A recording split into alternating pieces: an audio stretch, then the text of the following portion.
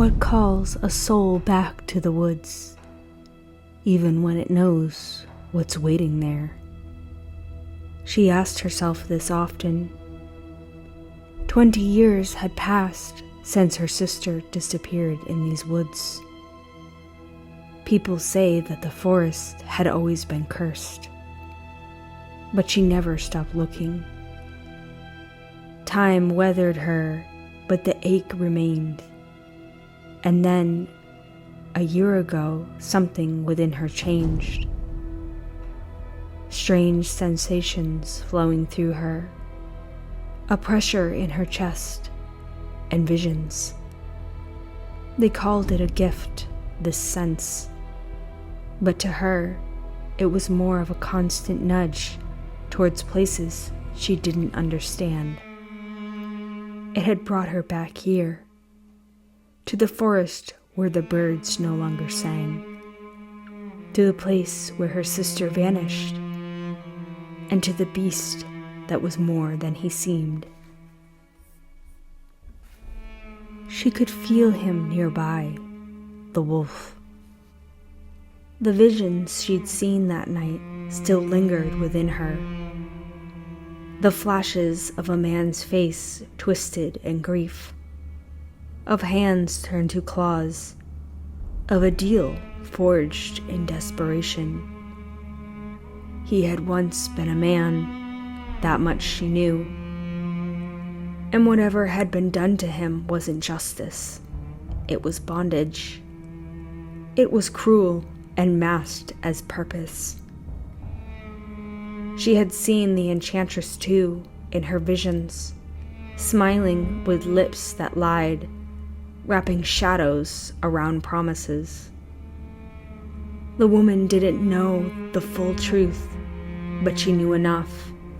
Something terrible had been done. And the wolf, the man, was still suffering for it. She didn't know why the sense had chosen her, why this man-beast had begun to haunt her thoughts, pulling her back towards the forest's heart. Only that she could feel the thread tying them together, thin, trembling, and invisible to the eye, but strong enough to lead her here. To the cottage with no doors, to the place where the wolf had fled after the child. She stood at the edge of the tree line, patient and still. Somewhere inside, the black wolf stirred. She did not move, not yet. There would be a moment, she felt it. And when it came, she would be ready. The black wolf stepped into the clearing, his body low, heavy with something more than exhaustion. His eyes, those glowing, haunting eyes, met hers across the stillness. He growled deep and rumbling, but made no other moves. She just watched him, sensing his sadness. The black wolf ran away from the cottage. She followed. For 2 days, she tracked him through the twisted woods, always just far enough behind not to spook him. He never attacked. He only stopped at times to look back, like he was waiting. On the 3rd night, as she lay beneath a tangle of stars, the sense returned. It hit her like a memory that didn't belong to her, a flicker of warmth and laughter long gone. Her sister. It was faint, frayed around the edges, but there, and somehow tied to him. She saw more visions, quick flashes, the enchantress, her voice and her hands swirling in smoke, a child's laughter cut short. She sat up, breath sharp. Across the clearing, the wolf watched her again, just eyes that remembered. They crossed into a part of the forest she didn't recognize. The air turned heavy, and the wolf walked slower now, more cautious. Another woman stood ahead, barefoot on the forest floor. She hummed an eerie tune. A crown of silver glistened her head, and although she was beautiful, an evil smile curled on her face. The enchantress. "Well," she said, her eyes on the black wolf. "So you're the one playing games with my wolf." The woman stiffened. "He's not yours." The enchantress laughed softly. "Oh, darling, he was mine the moment he said please. You have no idea how many do." She twirled her fingers, and the leaves danced in the air. "I have many wolves. Each made a deal. Each guards my forest. But the black one, he never left the cottage. Not once. Until you." "You've tricked him," the woman said, stepping forward. "What deal means the life of his family?" The enchantress tilted her head. "Magic is never free." "He can't even remember," the woman said, voice rising. "You lie. You steal them."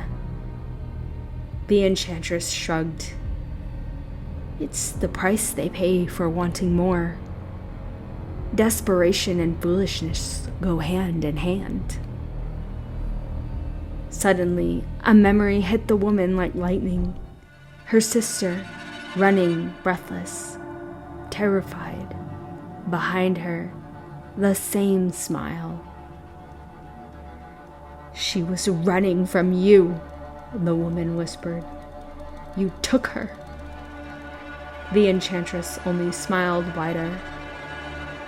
"Perhaps.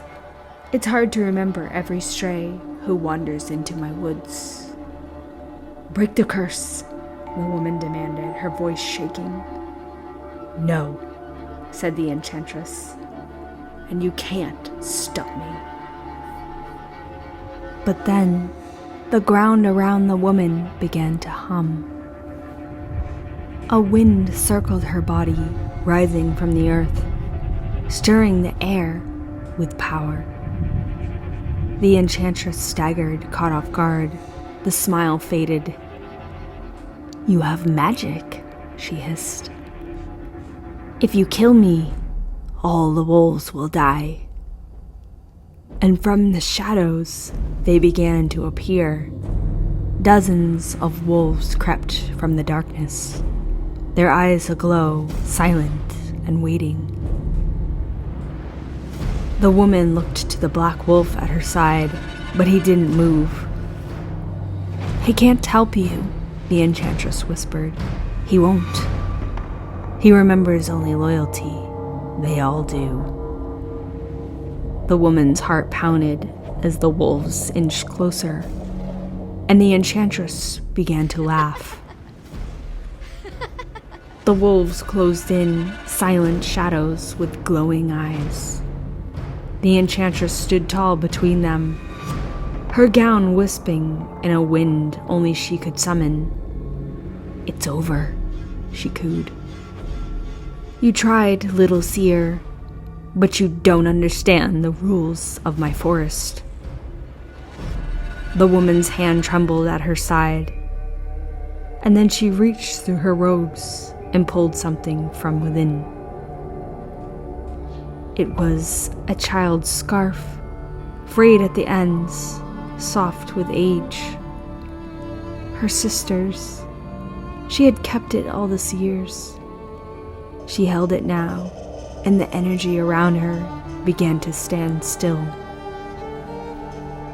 The black wolf's eyes locked onto the scarf, his body rigid. He moved slowly towards it, sniffing the air. He breathed it in. His nose pressed to it, and he knew. Images rushed back. A cottage, a child, a woman's laughter. The good woman felt it too, the wave of realization crashing over them both. "She was your wife," she whispered. "My sister. She was yours." The black wolf turned his glowing eyes on the enchantress, a rage rushing through him, and she knew it. "No!" the enchantress gasped, backing away. "Stop! Stop!" The forest erupted, and the black wolf lunged, tearing through the other wolves who moved to protect their mistress. The woman raised her arms, power cracking at her fingertips. "Enough!" The enchantress hurled dark fire towards her, but the woman met in midair, gold and silver light exploding through the trees. The ground rumbled, and the very air screamed as their magics collided. "You should have never touched my family," the woman said through her teeth as the wind howled around her. The enchantress screamed and launched again, but she was slowing, weakening. And then the wolf burst through the fire. He leapt, claws glowing with the forest's wrath, eyes burning with memory, and he struck. The enchantress' scream was cut short as he sank his teeth into her throat and dragged her to the earth. Her body shattered into ash and mist, dissolving into the roots of the trees, and her magic fell silent. And in that silence, the forest changed. The wolves, confused, one by one, they changed. Where beasts had stood, men and women fell to their knees, covered in dirt, blinking against the light, remembering. Their curse was broken. The woman ran to the black wolf, now a man, kneeling beside where the enchantress had fallen. He was trembling and gasping for air, but new wounds were on him. His eyes still held the weight of decades lost. He looked at her. "You freed me." The woman knelt beside him. "She was my sister," she said. "I've missed her so much." He smiled weakly. "She talked about you. She used to sing in the mornings." The man took a heavy breath and smiled. "Thank you." And then quietly, he was gone. The woman closed her eyes, understanding. Around her, the newly freed souls helped one another stand. The woods felt alive again, and the black wolf was free.